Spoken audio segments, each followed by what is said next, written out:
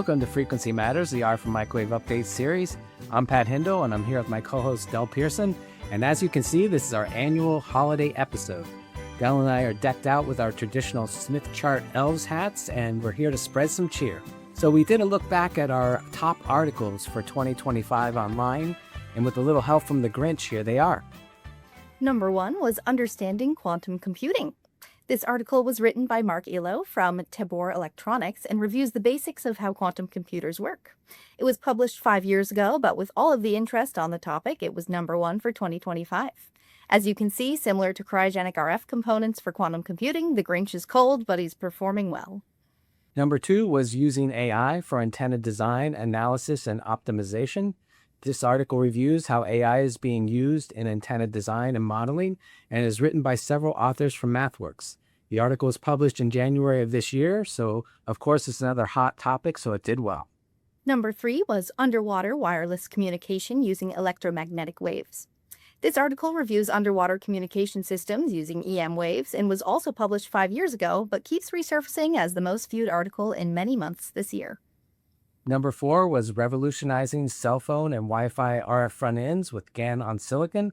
And this article covers a new device technology for cell phones and Wi-Fi, and was written by ThinWave, which is a startup out of MIT that's trying to commercialize a new GaN on Silicon process.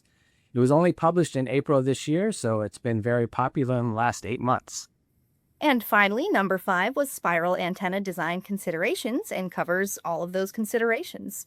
It was published over a decade ago, but covers some basic design techniques that still work today. We'll be publishing these online this week, so you can read through them if they are of interest. And so, continuing our coverage of our last episode of the December Government and Military Electronics themed issue, we are going to do the product articles in this one. As a reminder, the cover story is the role of drones in improving ESM validation by QuadSat. They discuss how using drone measurement systems for Navy ships saves time and reduces costs for EW testing in place using drones. Del, what do we have for the product features for this issue? We had 2 product features in this issue, one from Pasternak and one from Emerson. Pasternak's was titled RF over Fiber Cable Assemblies in Military and Aerospace, and addresses the pros and cons of RF over fiber and which applications are best suited for this technology. Emerson's product feature was titled Tracking the Trajectory, How ESA Technologies Are Shaping Aerospace Test and Measurement, which addressed digital TRM and high-speed interfaces along with cognitive ESA validation. As always, if either of these caught your attention, you can find the full articles online. Pat, what do we have for tech briefs?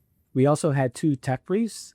The first one was a new release of Remcon's XF-DTD, and that introduces a suite of tools designed to address the evolving challenges of modern antenna design, including a phase difference post-processing tool for phased array analysis, enhanced flexibility for far-field pattern visualization, and significant performance improvements to expedite workflows.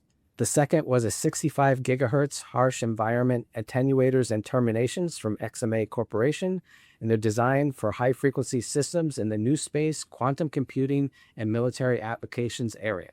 Turning to the news, there were a lot of mergers and acquisitions this year, so I thought I'd run down at least the ones I can remember. The biggest merger in our area was certainly the Skyworks and Qorvo joining forces, and also Synopsys completed its acquisition of Ansys that started last year. With the Synopsys deal, Keysight acquired Synopsys' Optical Solutions Group and Ansys' PowerArtist. And also, Siemens acquired Altair, so there was a lot of consolidation in the simulation world.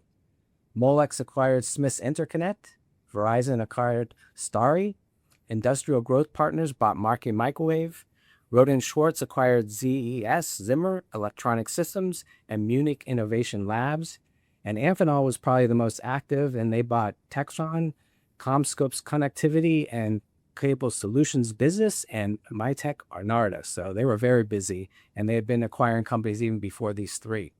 So I may have missed some, but let me know in the comments if I did. And Del, what did you see in the news? Yeah, thanks, Pat. That was a good summary of the mergers and acquisitions from 2025. I have news that the U.S. is nearing universal 5G adoption, according to data from Omdia and 5G Americas.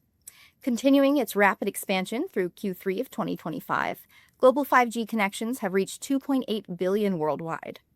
Asia maintains its lead in absolute 5G volume at 2 billion 5G connections, but North America is leading in per capita adoption.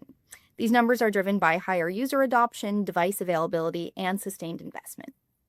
Continuing with some good market news, the Wideband Broadband Alliance, or WBA, published their annual industry report, which contains the aggregated data from their annual industry survey across Wi-Fi, cellular, and enterprise ecosystems.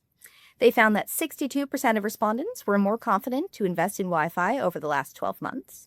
38% of respondents are planning to deploy Wi-Fi 7 in 2026, and 32% are planning to deploy AI or cognitive networks. So very exciting. I'm looking forward to seeing more news about the whole of 2025 in the new year, and we will, of course, keep you updated with what we find. Pat, what do we have for upcoming events?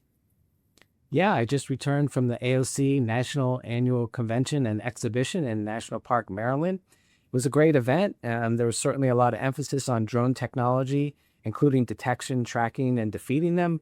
There also was a lot of talk about doing EW from space. That's kind of a new area.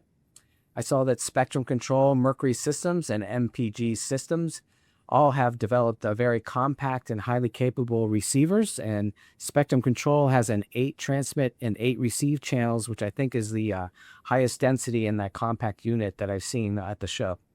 We also saw Rohde & Schwarz, Keysight, Aronia, BDI, and Emerson NI. There was some amazing test capabilities, and those are for the broadband applications for EW. I published a show summary and photo gallery online, so you can see that. It's on the homepage now. Del, how about you for closing out 2025?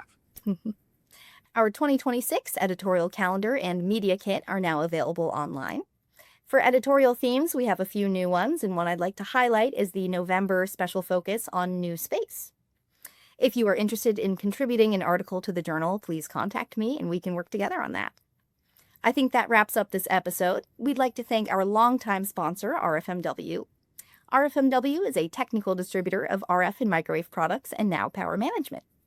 When you start your next design, please consider their multiple product lines. They have supported us for many years now. Remember, as a member of the industry, a subscription to Microwave Journal is free, so visit our site and subscribe today if you're not already a reader. Please give us a like and subscribe to our channels, and thank you for watching. Join us next time for Frequency Matters. And of course, Happy holidays. Happy holidays.